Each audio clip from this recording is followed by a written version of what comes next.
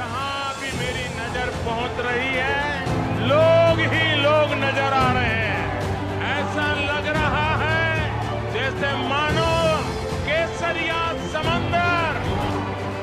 तमिलनाडु के कोयंबटूर में प्रधानमंत्री नरेंद्र मोदी का ये रोड शो और उसमें उमड़ी भीड़ बीजेपी के हौसले को बढ़ा रही होगी।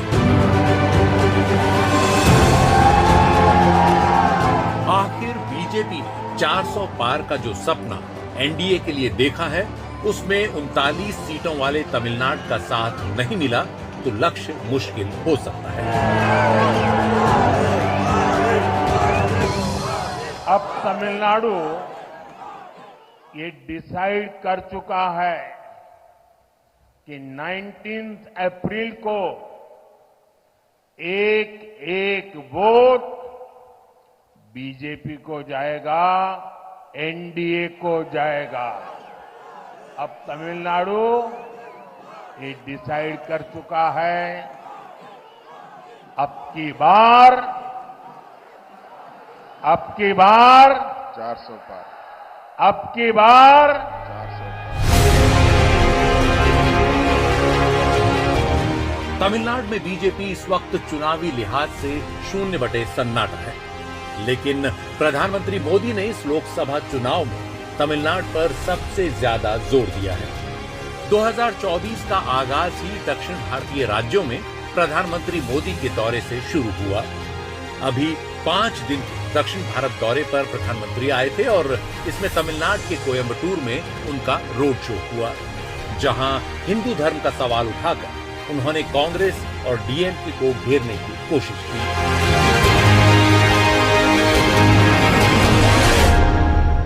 इंडी अलायंस वाले लोग बार बार जानबूझकर हिंदू धर्म का अपमान करते हैं। हिंदू धर्म के खिलाफ इनका हर बयान बहुत सोचा समझा हुआ होता है। तमिलनाडु की राजनीति पिछले 5 दशक से 2 दलों की धुरी पर नाचती आ रही है, एक डीएमके और दूसरा एआईएडीएमके। प्रधानमंत्री नरेंद्र मोदी ने द्विपक्षीय राजनीति में एक तीसरा पक्ष खड़ा करने की कोशिश की है। इसके तहत बीजेपी ने तमिलनाडु में 6 दलों से गठबंधन किया है। इनमें सबसे अहम पट्टाली मक्कल काची यानी पीएमके है, जिसके नेता हैं अंबुमणि रामदास। इसके अलावा बीजेपी ने तमिल मानिला कांग्रेस और दिनाकरण की अम्मा मक्कल मुनित्र कड़गम यानी एएमएमके के साथ भी गठबंधन किया है। बीजेपी यहां एनडीए में बड़े भाई की भूमिका में है, जो खुद 39 में से 23 सीटों पर चुनाव लड़ेगी, जबकि पीएमके 10 सीटों पर और एएमएमके 2 सीटों पर। बाकी दलों के लिए 4 सीटें छोड़ी गई हैं। पीएमके को खास तरजीह इसलिए दी गई है कि उसका वन्नियार समुदाय पर खासा प्रभुत्व है, जिसकी आबादी करीब 6% है और जो उत्तरी तमिलनाडु के वेल्लोर, रानीपेट, कांचीपुरम, तिरुवल्लुवर आदि में अच्छा खासा प्रभाव रखती है। पीएमके को पिछले विधानसभा चुनाव में 3.8% वोट और 5 सीटें मिली थी। बीजेपी से गठबंधन में ही 2014 में रामदास ने धर्मपुरी सीट से लोकसभा का चुनाव लड़ा और जीता। प्रधानमंत्री नरेंद्र मोदी तमिलनाडु के लोगों से संवेदना के स्तर पर भी जुड़ते हुए दिखे। पार्टी के ऑडिटर रमेश को याद करते हुए प्रधानमंत्री मोदी 63 सेकंड तक रूंधे गले के साथ खामोश रहे। आज सेलम आया हूं तो स्वाभाविक रूप से ऑडिटर रमेश की याद आना भी बहुत स्वाभाविक है।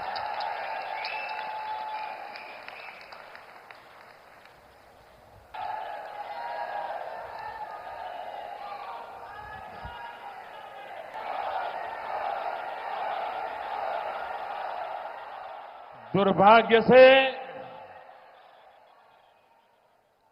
आज सेलम का मेरा वो रमेश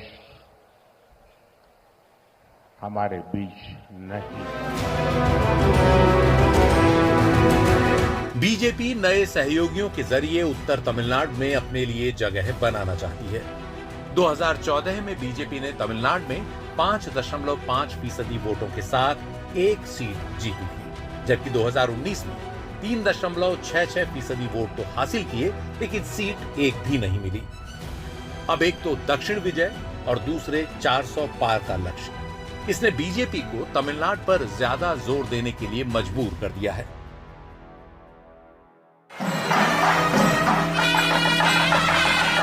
सबसे पुरानी भाषा और संस्कृति वाले तमिल समाज का दिल जीतना इस बार बीजेपी के लिए थोड़ा आसान हो सकता है, क्योंकि प्रधानमंत्री नरेंद्र मोदी लगातार राज्य के दौरे पर हैं। पिछले 5 साल से तमिल और काशी के सांस्कृतिक संबंधों पर उनका पूरा जोर रहा है। बीजेपी के प्रदेश अध्यक्ष अन्नामलाई अपने आक्रामक तेवरों के कारण जनसभाओं में बढ़िया भीड़ जुटाने में सक्षम है। जयललिता के निधन के बाद कमजोर पड़े एआईएडीएमके ने पिछले साल बीजेपी से गठबंधन तोड़ लिया, तो बीजेपी ने उसके कई नेताओं को तोड़ दिया। जयललिता के न होने से विपक्ष की जगह भरने की कोशिश अब बीजेपी लगातार कर रही है। कभी उसी जयललिता के साथ 1998 में गठजोड़ कर बीजेपी ने तमिलनाडु में 3 सीटें हासिल की थी, लेकिन अब तैयारी नए सिरे से है। Bureau report, NDTV India.